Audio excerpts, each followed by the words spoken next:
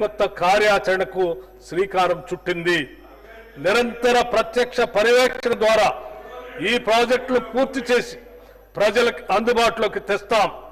వీటిలో Musi river front development, metro rail విస్తరణ, regional ring road నిర్మాణం, ఢిల్లీలో తెలంగాణ భవన్ నిర్మాణం, నూతన ఉస్మానియా ఆసుపత్రి భవన్ నిర్మాణం మరియు మాదక ద్రవ్యాల నిరోధక వ్యూహాల అమలు మొదలగు ప్రాజెక్టులు ఉన్నాయి. మున్సిపల్ పరిపాలన మరియు పట్టణాభివృద్ధి శాఖకి ఈ బడ్జెట్లో 17,677 కోట్ల రూపాయలు ప్రతిపాదిస్తున్నాం. పోరాడి తెలంగాణ సాధించుకున్నప్పటికీ కృష్ణా మరియు గోదావరి నీటి కేటాయింపుల్లో మన రాష్ట్రానికి రావాల్సిన న్యాయమైన వాటా గురించి గత ప్రభుత్వ హయాంలో ఎటువంటి కార్యాచరణ చేపట్టలేదు. అంతేకాకుండా కృష్ణా జలాల్లోని 711 టీఎంసీలలో 511 టీఎంసీల నీటిని ఆంధ్రప్రదేశ్ను వాడుకోమని గత పాలకులు అధికారికంగా చెప్పారు. ఈ చర్యతో తెలంగాణ రైతాంగానికి తీవ్ర అన్యాయం జరిగింది. మేము మన రాష్ట్రానికి రావాల్సిన నీటి వాటా సాధించుకోవటానికి బ్రజేష్ కుమార్ ట్రిబ్యునల్ ముందు సహేతుకమైన మరియు గణాంకాలతో కూడిన బలమైన వాదనలు వినిపించాం. మన దిగువ రాష్ట్రమైన ఆంధ్రప్రదేశ్ తక్కువ కేటాయింపుతో ఎక్కువ నీటిని వినియోగిస్తున్న విషయాన్ని ట్రిబ్యునల్ ముందు ఉంచి ఇరు రాష్ట్రాల నీటి వినియోగాన్ని ఖచ్చితంగా గుర్తించడానికి మరియు నియంత్రించడానికి టెలిమెట్రీ వ్యవస్థని ఏర్పాటు చేయాలని సూచించాం. మన నీరు దారి మళ్లకుండా అవసరమైతే ఈ టెలిమెట్రీ వ్యవస్థ ఏర్పాటుకు అయ్యే ఖర్చు కూడా భరించేందుకు సంసిద్ధత వ్యక్తపరిచాం. రాష్ట్రంలోని పెండింగ్ ప్రాజెక్టులన్నింటినీ పూర్తి చేసేందుకు ప్రణాళికలు రూపొందించుకొని ప్రాధాన్యత క్రమంలో ఏబీ కేటగిరీలుగా విభజించాం.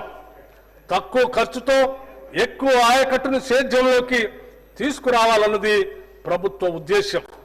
నల్గొండ, యాదాద్రి భువనగిరి జిల్లాల్లోని కరువు ప్రభావిత ప్రాంతాలకు నీటిని అందించడానికి వీలుగా ఉదయ సముద్రం బ్రాహ్మణ వెలమల లిఫ్ట్ ఇరిగేషన్ ప్రాజెక్ట్ ని ప్రారంభించాం. ఉదయ సముద్రం బ్యాలెన్సింగ్ రిజర్వాయర్ నుండి 6.70 టీఎంసీల నీటిని బ్రాహ్మణ వెలమల బ్యాలెన్సింగ్ రిజర్వాయర్ కు లిఫ్ట్ చేయబడుతుంది. ఈ ప్రాజెక్టు ద్వారా 94 గ్రామాల్లో 1,00,000 ఎకరాలకి సాగునీటిని మరియు ఫ్లోరైడ్ సమస్య ఉన్న 107 గ్రామాలకి తాగునీటిని అందించడం అవుతుంది. శ్రీ ఎస్ జయపాలరెడ్డి పాలమూరు రంగారెడ్డి ఎత్తిపోతల పథకంలో భాగంగా కేపీ లక్ష్మీదేవిపల్లి రిజర్వాయర్ నిర్మాణాన్ని కూడా ప్రభుత్వం చేపడుతుంది. మూసీ ప్రాజెక్టు పరిధిలోని బులాది కాలువ పునరుద్ధరణ పనులకు 266,65,00,000 రూపాయలతో పాలనాపరమైన అనుమతి ఇవ్వటం జరిగింది. యాదాద్రి జిల్లాలో మూసీ ప్రాజెక్టు కింద బులాదిగాని కాలువతో పాటు పిల్లాయిపల్లి, ధర్మారెడ్డిపల్లి కాలువల పునరుద్ధరణకు ఈ నిధులు ఖర్చు చేయాలని నిర్ణయించాం.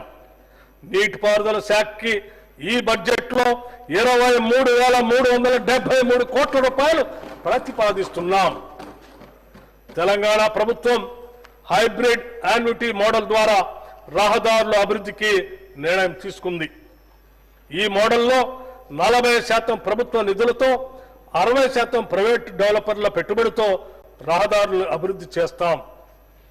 హ్యామ్ మోడల్లో 2028 వరకు 17,000 కిలోమీటర్ల గ్రామీణ రహదారుల్ని సుమారు 28,000 కోట్ల రూపాయల అంచనా వ్యయంతో అభివృద్ధి చేయాలని లక్ష్యంగా పెట్టుకున్నాం.